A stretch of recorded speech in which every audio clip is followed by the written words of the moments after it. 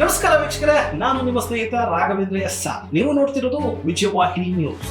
ಯಾರನ್ನ ನಂಬಿ ಹೆತ್ತವರು ತಮ್ಮ ಮಕ್ಕಳನ್ನ ಶಾಲೆಗೆ ಕಳಿಸಬೇಕು, ವಿದ್ಯಾಬುದ್ಧಿ ಕಲಿಸಬೇಕಾದ ಗುರುವೇ ಯಮನಾಗಿ ಬದಲಾದರೆ ಈ ಮಕ್ಕಳಿಗೆ ರಕ್ಷಣೆ ಎದ್ದಿದೆ. ಉತ್ತರ ಕನ್ನಡ ಜಿಲ್ಲೆಯ ಸಿದ್ದಾಪುರ ತಾಲೂಕಿನ ಕಾನ್ಸೂರ್ ಇಂದಿರಾ ಗಾಂಧಿ ವಸತಿ ಶಾಲೆಯಲ್ಲಿ ನಡೆದಿರುವ ಈ ಘಟನೆ ಇಡೀ ರಾಜ್ಯವನ್ನೇ ತಲೆತಗ್ಗಿಸುವಂತೆ ಮಾಡಿದೆ. 10ನೇ ತರಗತಿಯಲ್ಲಿ ಓದುತ್ತಿದ್ದ ಅಮಾಯಕ ಬಾಲಕ ಗೋಕುಲ್ ಕೃಷ್ಣ ಗೌಡ ಇಂದು ಹೆಣವಾಗಿ ಮಲಗಿದ್ದಾನೆ. ಆರಂಭದಲ್ಲಿ ಇದೊಂದು ಆತ್ಮಹತ್ಯೆ ಅಂತ ನಂಬಿಸಲು ಸ್ಕೆಚ್ ಹಾಕಲಾಗಿತ್ತು. ಆದರೆ ಎತ್ತ ತಾಯಿಯ ಹೋರಾಟ ಮತ್ತು ವಿಜಯವಾಹಿನಿ ನ್ಯೂಸ್ ಚಾನಲಿನ ತನಿಖೆಯ ಬೆನ್ನಲ್ಲೇ ಈಗ ಈ ಕೇಸ್ಗೆ ಬಿಗ್ ಟ್ವಿಸ್ಟ್ ಸಿಕ್ಕಿದೆ. ಹೌದು, ಇದು ಆತ್ಮಹತ್ಯೆ ಅಲ್ಲ, ಪಕ್ಕ ಪ್ಲಾನ್ ಮಾಡಿ ನಡೆಸಿರೋ ಕೊಲೆ. ಆ ವಸತಿ ಶಾಲೆಯ ಕರಾಳ ರೂಮಿನಲ್ಲಿ ನಡೆದಿದ್ದಾದ್ರೂ ಏನು, ಆ ಕಾಮುಕ ಶಿಕ್ಷಕ ಅಬೂತಲ ಮಾಡಿದ ಪಾಪದ ಕೆಲಸವೇನು? ಈ ಕಂಪ್ಲೀಟ್ ಸ್ಟೋರಿಯನ್ನ ಈ ವಿಡಿಯೋದಲ್ಲಿ ಕೊನೆಯವರೆಗೂ ನೋಡಿ. ಅದು ಉತ್ತರ ಕನ್ನಡ ಜಿಲ್ಲೆಯ ಸಿದ್ದಾಪುರ ತಾಲೂಕಿನ ಕಾನ್ಸೂರ್ ಗ್ರಾಮದ ಇಂದಿರಾ ಗಾಂಧಿ ವಸತಿ ಶಾಲೆ. ಬಡ ಕುಟುಂಬದ ಆಶಾಕಿರಣವಾಗಿದ್ದ ಗೋಕುಲ್ ಕೃಷ್ಣಗೌಡ ಕಳೆದ 2 ವರ್ಷಗಳಿಂದ ಅದೇ ಶಾಲೆಯಲ್ಲಿ 10ನೇ ತರಗತಿ ವ್ಯಾಸಂಗ ಮಾಡುತ್ತಾ ಇದ್ದ. ಓದಿನಲ್ಲಿ ಮುಂದಿದ್ದ ಬಾಲಕ ತಾಯಿಯ ಕನಸನ್ನ ನನಸು ಮಾಡೋಕೆ ಹಾಸ್ಟೆಲ್ ನಲ್ಲೇ ಉಳಿದುಕೊಂಡಿದ್ದ. ಆದ್ರೆ ಕಳೆದ 15 ದಿನಗಳ ಹಿಂದೆ ಇದ್ದಕ್ಕಿದ್ದಂತೆ ಆತನ ಹಾಸ್ಟೆಲ್ ಕೊಠಡಿಯ ಕಿಟಿಕಿಯ ಗ್ರಿಲ್ಗೆ ಟವಲ್ ಇಂದ ನೇಣು ಬಿಗಿದ ಸ್ಥಿತಿಯಲ್ಲಿ ಗೋಕುಲ್ ಶವ ಪತ್ತೆಯಾಗಿತ್ತು.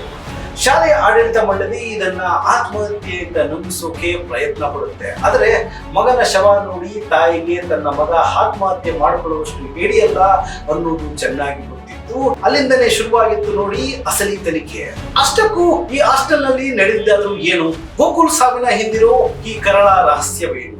ತಾಯಿ ಜಯಶ್ರೀ ಅವರು ಪೊಲೀಸರಿಗೆ ನೀಡಿರೋ ದೂರಿನಲ್ಲಿ ಈ ಶಾಕಿಂಗ್ ಕತೆ. ಈ ಇಂದಿರಾ ಗಾಂಧಿ ವಸತಿ ಶಾಲೆಯಲ್ಲಿ ಹಿಂದಿ ಶಿಕ್ಷಕ ಹಾಗೂ ಇನ್ಚಾರ್ಜ್ ವಾರ್ಡನ್ ಆಗಿದ್ದ ಅಬೂತಲ ಅನ್ನೋ ಕಾಮಕ ರಾಕ್ಷಸನಿದ್ದ.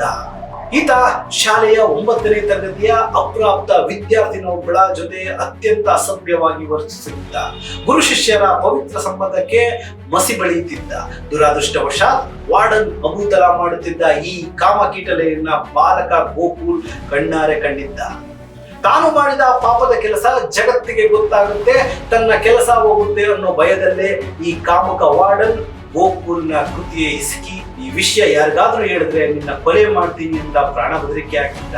ಇತ್ತೀಚೆಗೆ ರಜೆಗೆ ಬಂದಿದ್ದ ಗೋಕುಲ್ ತಾಯಿಯ ಮುಂದೆ ಹತ್ತು ಕಣ್ಣೀರಿಟ್ಟು ಈ ರಹಸ್ಯವನ್ನ ಬಿಚ್ಚಿಟ್ಟಿದ್ದ. ಅಷ್ಟೇ ಅಲ್ಲ, ತಾಯಿ ಶಾಲೆಗೆ ಬಂದು ನೋಡಿದಾಗ ಮಗನ ಕುತ್ತಿಗೆಯ ಭಾಗ ಊದಿಕೊಂಡಿತ್ತು.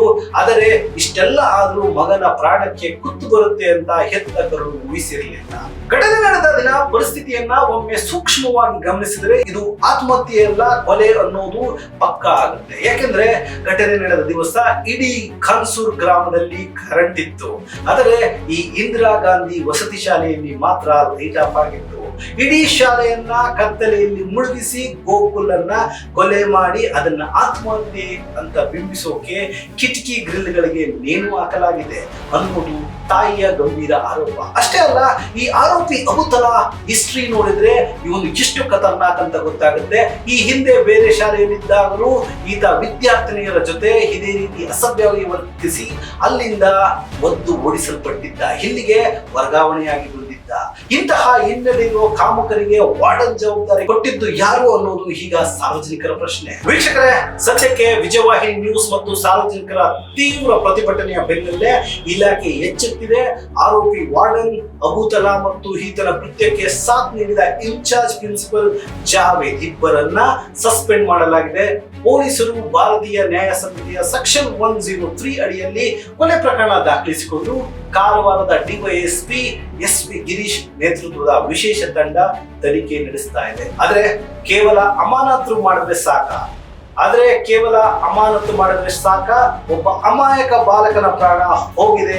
ಒಂದು ಬಡ ಕುಟುಂಬದ ಆಧಾರ ಸ್ತಂಭವೇ ಕುಸಿದು ಬಿದ್ದರೆ ತನ್ನ ಕಾಮದ ಆಟ ಬಯಲು ಮಾಡ್ತಾನೆ ಅನ್ನೋ ಒಂದೇ ಕಾರಣಕ್ಕೆ ವಿದ್ಯಾರ್ಥಿಯನ್ನು ಮುಗಿಸಿದ ಈ ನರಧಾಮನಿಗೆ ಗಲ್ಲು ಶಿಕ್ಷೆ ಆಗುವವರೆಗೂ ನಾವ್ಯಾರು ವಿಶ್ರಮಿಸಬಾರದು. ಈ ಪ್ರಕರಣದ ಬಗ್ಗೆ ನಿಮ್ಮ ಅಭಿಪ್ರಾಯವೇನು? ಈ ಕಾಮುಕ ಶಿಕ್ಷಕನಿಗೆ ಯಾವ ರೀತಿಯ ಶಿಕ್ಷೆ ಆಗಬೇಕು ಅನ್ನೋದನ್ನ ಕೆಳಗೆ ಕಮೆಂಟ್ ಮಾಡಿ ತಿಳಿಸಿ. ಈ ವಿಡಿಯೋವನ್ನ ಜಾಸ್ತಿ ಶೇರ್ ಮಾಡಿ ಆ ಅಮಾಯಕ ಗೋಕುಲ್ ಆತ್ಮಹತ್ಯೆಗೆ ಆಗುವ ತಾಯಿಯ ಹೋರಾಟಕ್ಕೆ ನ್ಯಾಯ ಸಿಗುವಂತೆ ಮಾಡಿ. ನಿರಂತರ ಸುದ್ದಿಗೋಸ್ಕರ ನೋಡ್ತಾ ಇರಿ ವಿಜಯವಾಹಿನಿ ನ್ಯೂಸ್. ನಮಸ್ಕಾರ.